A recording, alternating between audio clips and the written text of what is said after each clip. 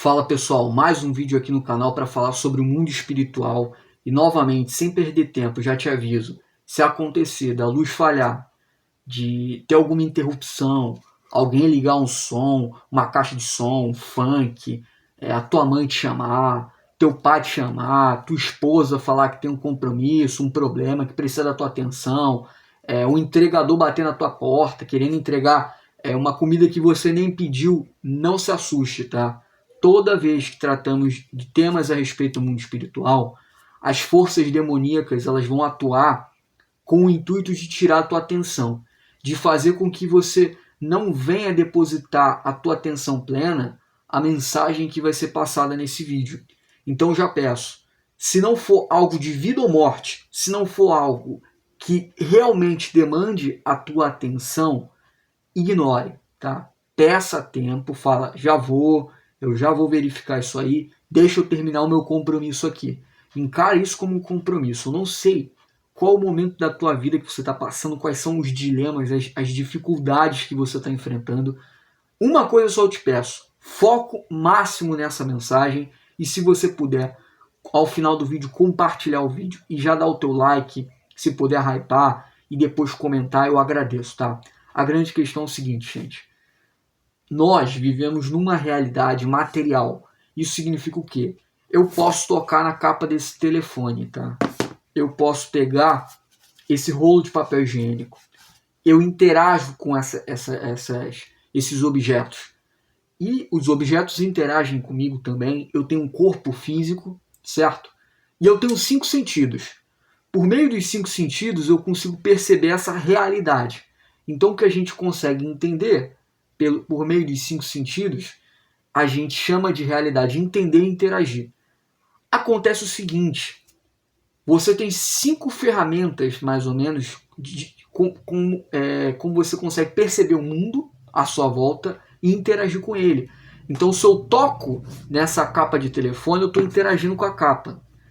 Se eu sinto o cheiro de uma comida gostosa, saborosa, ou algo estragado, eu estou interagindo com aquela comida estragada, com aquela comida saborosa.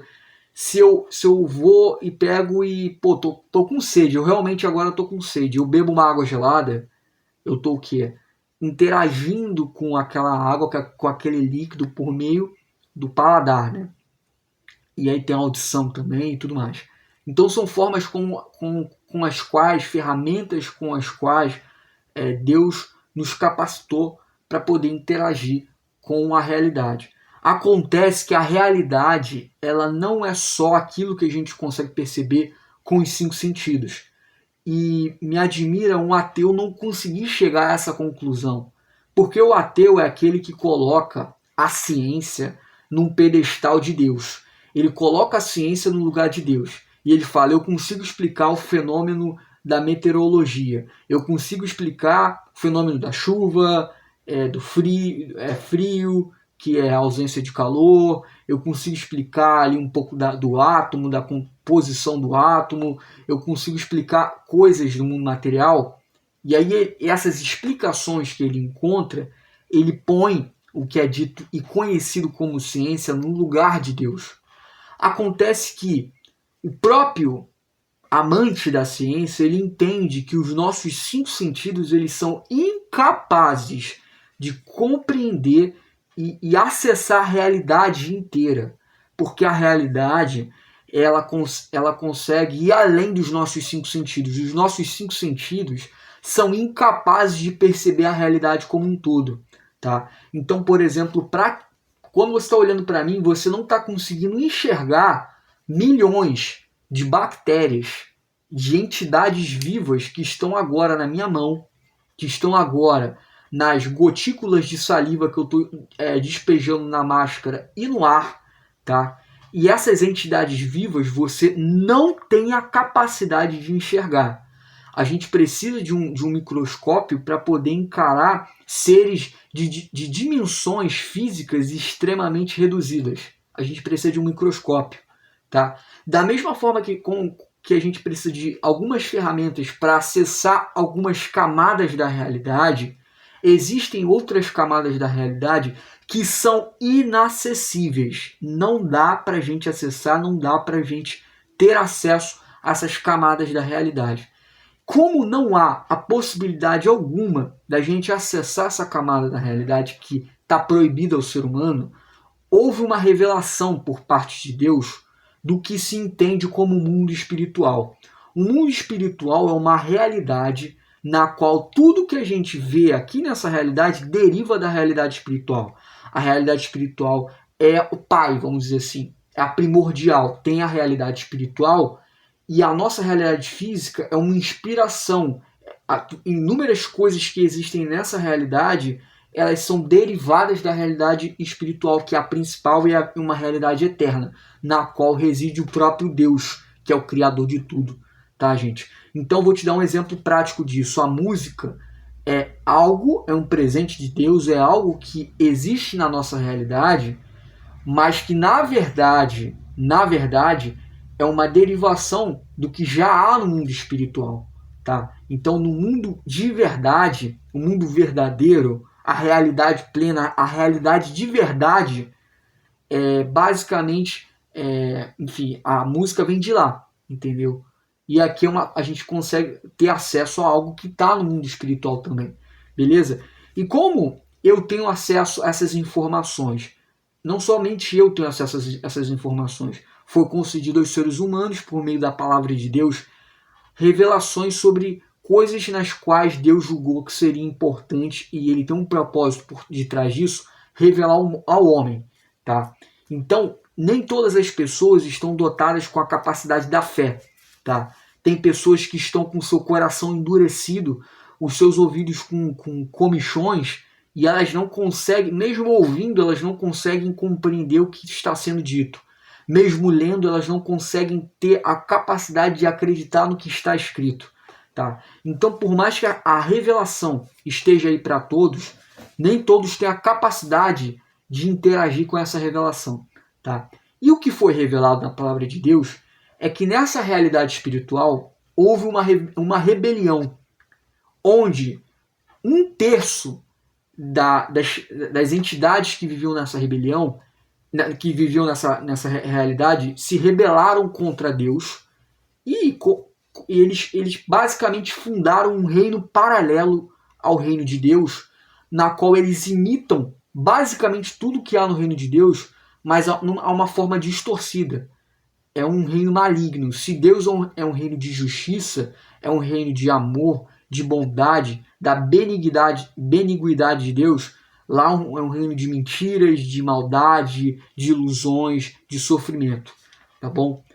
E nessa guerra entre esses dois reinos no mundo espiritual, essa guerra reverbera no mundo físico, porque aqui é um campo de batalha. Então, olha só a nossa situação.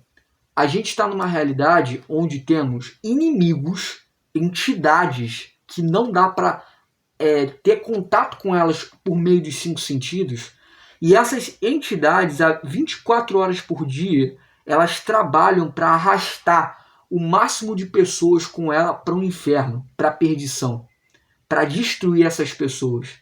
Então é uma guerra extremamente difícil de você lutar, porque o teu inimigo ele está escondido, você tem pouquíssimas informações a respeito dele, a tua carne, o teu corpo joga contra você, é aliado do teu maior inimigo, o teu próprio corpo é aliado do teu maior inimigo, o mundo inteiro é aliado do seu maior inimigo, e o seu inimigo é extremamente astuto, inteligente, sedutor, manipulador, e já está fazendo esse trabalho de destruir e derrotar seres humanos por séculos e séculos e séculos e séculos.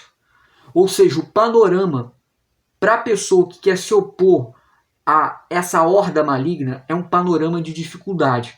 E o próprio Cristo falou que o caminho que conduz à vida eterna é um caminho estreito. É realmente difícil. Você querer ser aliado de Deus nessa vida, não vem com essa, eu vou ser próspero, eu vou ter prosperidade, eu vou ter vitória, que é o que é vendido pela teologia da prosperidade. Não necessariamente, tá?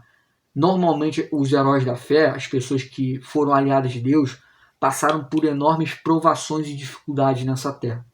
Tá? Então, quis fazer essa contextualização para você entender que você está no cenário de guerra. E aí que vem a batalha espiritual. O que é a batalha espiritual? A batalha espiritual já acontece. É uma guerra entre esses dois reinos, nessa dimensão espiritual que a gente não consegue ter acesso.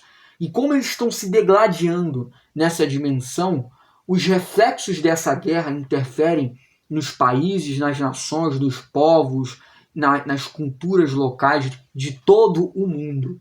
Tá?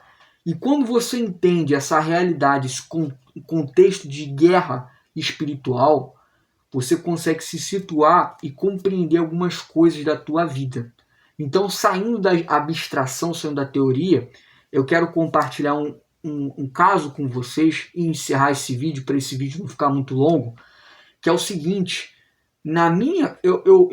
Eu acho o seguinte, da mesma forma que eu vou fazer essa análise, eu acho interessante você fazer a análise também na tua casa, na tua família. Às vezes você vai visitar um conhecido teu, faça uma análise do ambiente. Eu vou fazer um segundo vídeo, tá, gente? Falando sobre os 7 pecados infernais, os 7 pecados capitais, tá? As 7 especializações das hordas infernais, tá? Mas vou dar um caso aqui.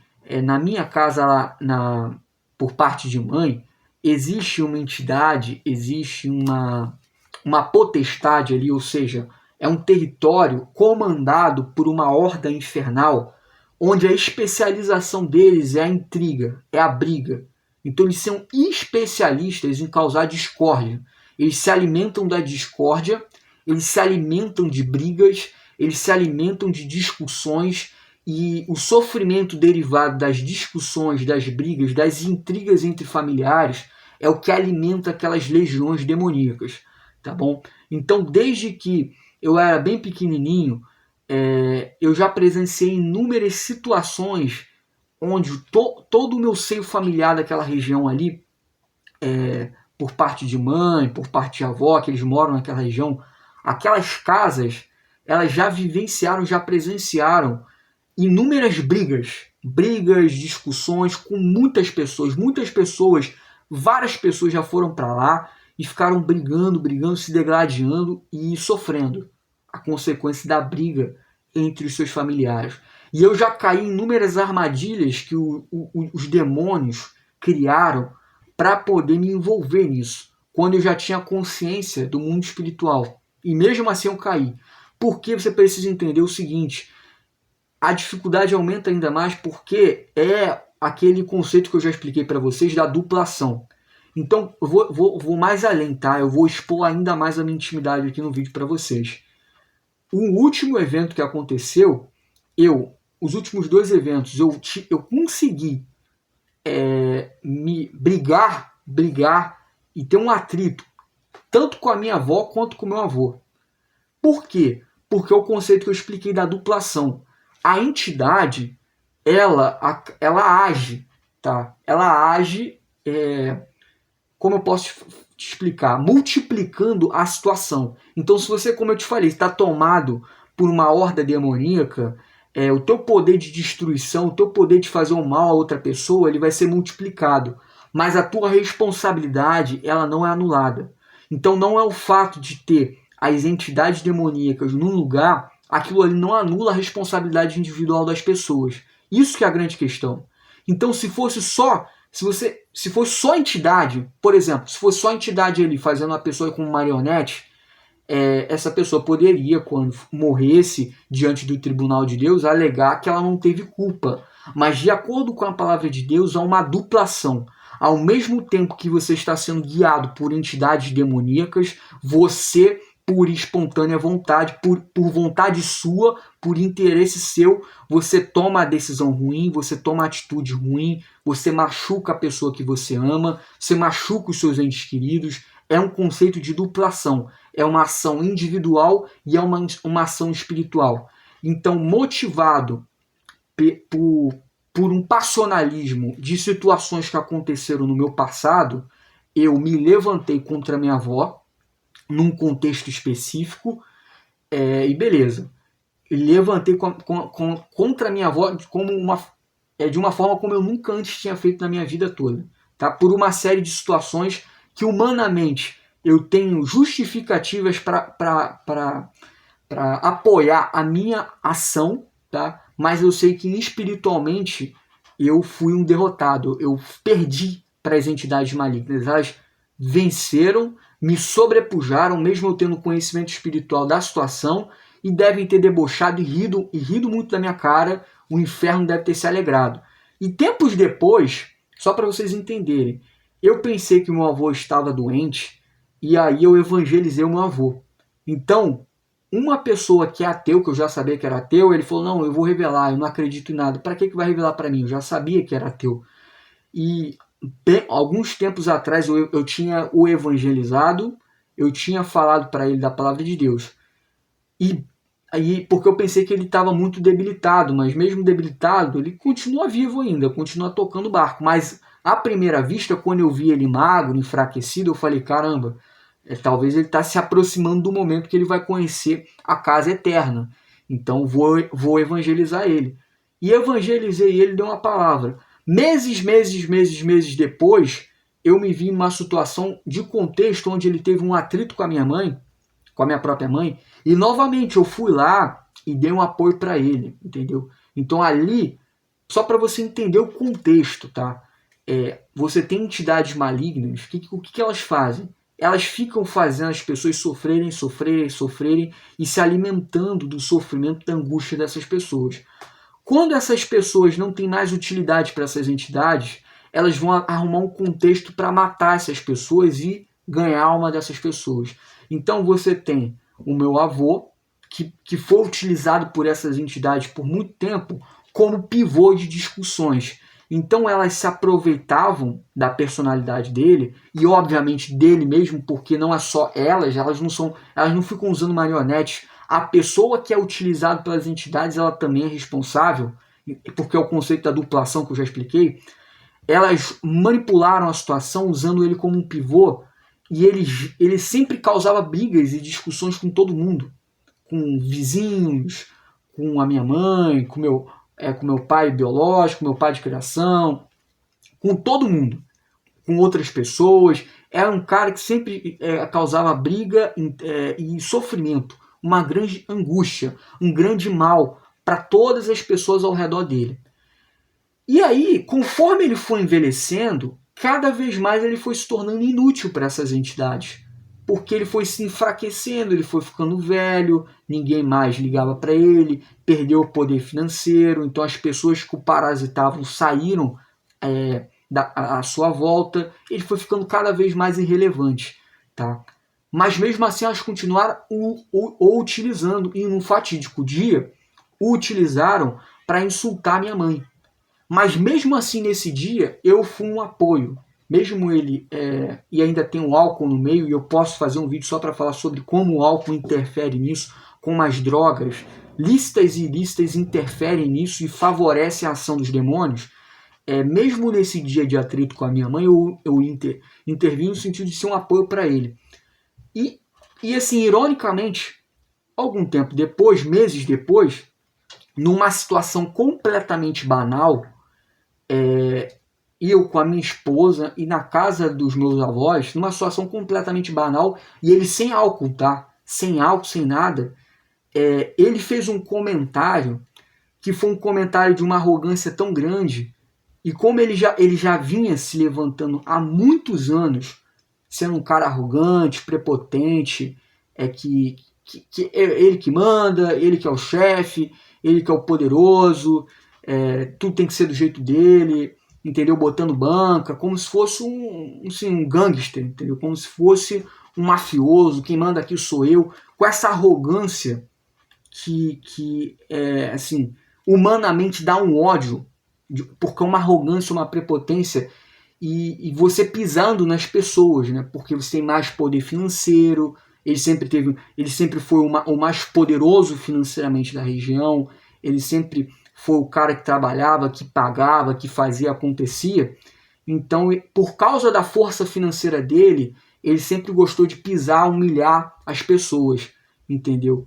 E aí eu olho para ele, no auge da minha juventude, Só para você entender a situação, como é difícil vencer essas entidades.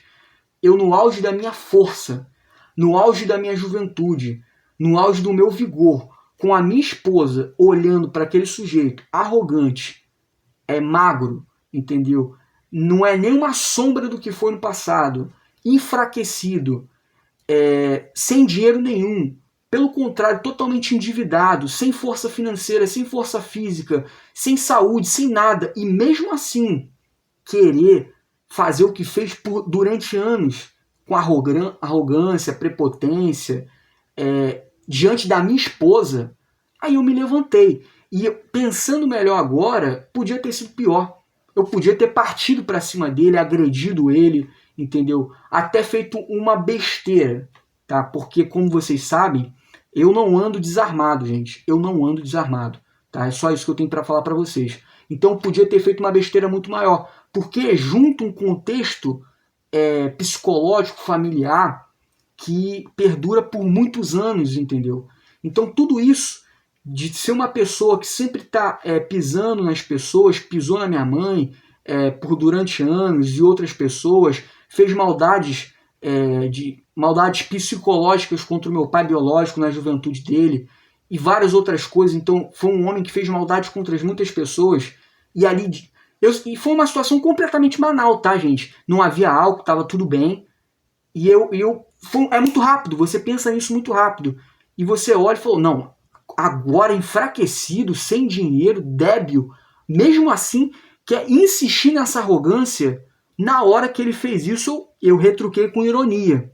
Como ele não soube levar na esportiva, porque a primeira resposta que eu dei foi uma resposta irônica, ele perdurou na arrogância, aí eu perdi a cabeça. Aí eu dei lugar a Satanás, entendeu? E aí eu perdi, e o inferno deve ter rido da minha cara, porque para o inferno foi uma vitória muito grande. Porque ele conseguiu fazer com que eu atacasse o meu avô, que não é meu avô biológico, é meu avô de consideração. E aí, nesse momento, ele perdeu o único elo de uma pessoa que consegue entender o contexto todo da situação e que pode o evangelizar. Então, se o Espírito Santo me ordenar para pedir perdão e trabalhar meu coração que ainda está muito endurecido, e que Deus queira que trabalhe meu coração que ainda está muito endurecido, para que eu peça perdão a Ele ou crie um contexto favorável para que eu possa evangelizá-lo, amém, tá bom? Que a vontade de Deus seja feita. Mas olha só a vitória estratégica que o inferno teve. Por quê? Porque o inferno já usou e abusou desse homem, entendeu? Ele já usou ele como pivô de inúmeras discussões, fez com que ele iniciasse brigas, intrigas com várias pessoas na vida dele toda, entendeu? Já fez esse homem sofrer demais. Eu acompanhei o sofrimento dele, a solidão na velhice, o desprezo dos filhos, o desprezo das pessoas, as brigas com a própria mulher.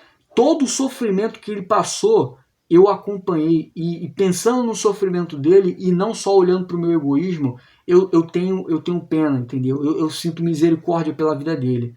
Então, a única pessoa, não tem filho, não tem ninguém, meu amigo. Eu sou a única pessoa na vida daquele homem que fez tanto mal que eu posso, no momento final da vida dele, ser um instrumento de Deus para o evangelizar e, quiçá, salvar o destino eterno da alma dele. Eu sou a única pessoa, talvez, que possa ser usado por Deus e com isso todo o contexto da vida dele e posso dar uma palavra utilizado por Deus. O mérito não é meu, o mérito é de Deus, mas estou falando, eu sou o único vaso nesse contexto que eu vejo para poder fazer isso. Deus pode tudo, gente. Deus tem a capacidade de fazer qualquer coisa. Deus ainda assim pode levantar um outro vaso para que eu não me glorie. Eu não quero me gloriar, mas Deus pode levantar ainda um outro vaso, talvez no momento que ele esteja no leito da morte dele, no hospital, que venha o evangelizá-lo. E ele pode aceitar a palavra de Deus por causa da obra desse vaso. Não tenho dúvidas nenhuma disso. Mas humanamente falando, olhando para o contexto, atualmente, o que eu enxergo na minha análise, que eu sou o único vaso que pode ser utilizado por Deus para salvar a vida dele. E o inferno conseguiu, através dessa situação idiota, romper um vínculo que eu tinha com ele, de que eu sempre ia lá, jogava dama com ele, tinha um vínculo. Como é que eu faço agora para reatar esse vínculo, entendeu? Porque eu sei de todo o contexto, aí que você vê a dificuldade, todo o contexto do diabo, todo o contexto da batalha espiritual, mas há a responsabilidade humana dele e há o contexto passional do que foi feito, não só ali com a minha esposa presente, que foi aquilo ali para mim foi o pior, tá?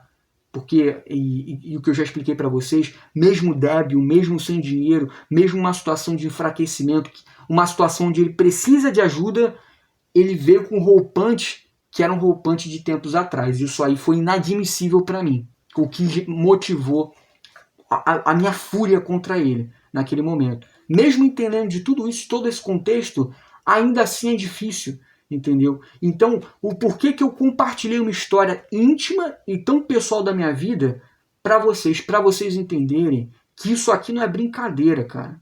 Isso aqui não é historinha, é de gibi. Lutar contra o inferno é dificílimo. Batalha espiritual é dificílima, tá?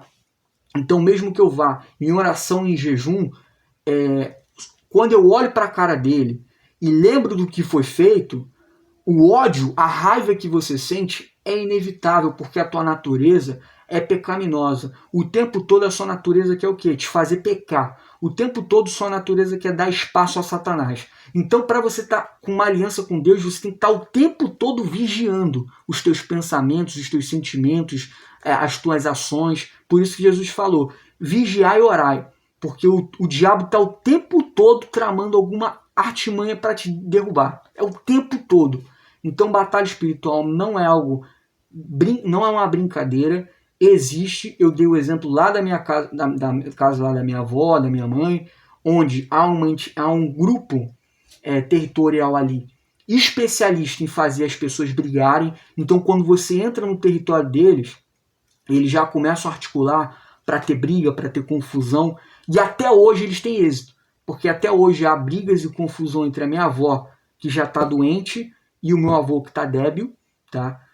E ainda assim a minha mãe embaixo sempre está brigando, tá? E pessoal, para vocês entenderem, a entidade, como é que funciona? Ao meu ver, a gente não tem material revelado na Bíblia o suficiente para entender sobre isso.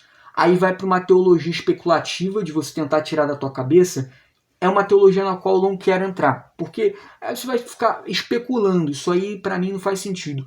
Agora, na experiência prática que eu vejo, as entidades elas estão onde? Elas estão nas pessoas, tá? A minha avó é macumbeira, beleza? E teve um AVC. Eles estão aonde? Eles estão na minha avó, as entidades, estão no meu avô. Então eles estão nas pessoas e possivelmente estão na minha mãe. E possivelmente estão ali brigando para ficar em mim. Então o que eles são? São entidades que eles vão atuando nos familiares. Então esse é o contexto de maldição hereditária. O que é a maldição hereditária? Quando você não faz uma aliança, fecha com Cristo, as entidades o quê? Elas estão trabalhando no seu pai. São entidades que trabalham no quesito sexual. Aí o teu pai morre, essas entidades eles vão para o quê? Para o filho, para a filha, eles se deslocam para outra pessoa, que nem as entidades não estavam no Gadareno. O mais próximo quem era? O porco, a manada de porcos. Eles foram para os porcos. Então, as entidades o que? Eles ficam ali no núcleo familiar, ficam nas pessoas da família. Quando um morre, elas se deslocam para um outro corpo, para uma outra pessoa. Porém, há uma importância do território sim, tá? Então, olha só, é complexo. Elas estão na minha avó ali, estão possivelmente talvez na minha mãe, no meu avô, mas elas encaram aquela gleba, aquelas casas, a casa da minha mãe, a casa da minha avó, do meu avô, como os territórios deles. Então é basicamente o seguinte, entrou aqui, a gente vai fazer de tudo para gerar uma confusão, para ter uma intriga, uma briga. Então se entrar um pastor, se entrar uma pessoa de Deus ali no território deles, eles vão fazer de tudo para o quê? Para corromper o pastor e o homem de Deus, para gerar uma briga entre o homem de Deus, uma pessoa da fé. Mas eu acho que na minha casa eu não tenho nenhuma maldição hereditária, eu sou uma pessoa tranquila. Se você entrar lá na casa, na casa da minha mãe, ou na casa da minha avó e do meu avô, eles vão começar a maquinar para criar uma situação para você se desentender com a minha avó, para você se desentender com o meu avô. Se você entrou lá como um casal, para você se desentender com o seu cônjuge, com o seu marido, com a sua esposa, com a sua namorada. Então entrou ali na casa da minha mãe e da minha avó, as entidades demoníacas vão começar a trabalhar para começar uma confusão, para começar uma briga, porque eles se alimentam disso, do sofrimento, da briga entre pessoas familiares e pessoas queridas. Então isso é batalha espiritual, porque eles são especialistas em confusão. Então se você entrar ali, você tem que entrar de jejum, em oração, preparado, sabendo que eles são especialistas nessa área. Tem lugares que você vai entrar que as entidades são especialistas na imoralidade sexual. Aí já não é essa especialidade de briga, de intriga, de confusão. Já é uma outra especialidade. E tem outras e outras e outras, você entendeu? Então isso é batalha espiritual. Então nesse vídeo eu te expliquei o que é batalha espiritual, tá? Te dei um contexto do mundo, como é que é a divisão no mundo espiritual, te dei exemplos práticos do que aconteceu na minha vida pessoal, revelei a minha intimidade para você. Então eu espero que tudo isso, eu revelando as minhas fraquezas, as minhas derrotas perante o inferno, tem pessoas que são vaidosas e nunca falam, né, das suas derrotas, só querem contar vitória. Aqui eu não estou para contar vitória, não estou com ego, não estou com orgulho, não estou com nada. Eu quero que esse vídeo sirva de uma forma para você crescer na fé, se fortalecer em Cristo, tá bom? E saber que com Deus não se brinca e você não pode dar mole pro inferno, porque o diabo vai sempre trabalhar para poder desgraçar a sua vida. Ele é o teu inimigo e ele não dorme, tá o tempo todo pensando em 1000 formas de te destruir. Se você gostou desse vídeo, dá o teu like, compartilha esse vídeo, se inscreva no canal e vamos pra cima, gente. Vamos pra cima, vai ter mais vídeo. Tamo junto. Obrigado pela tua atenção. Forte abraço. Te vejo na próxima vez, no próximo vídeo.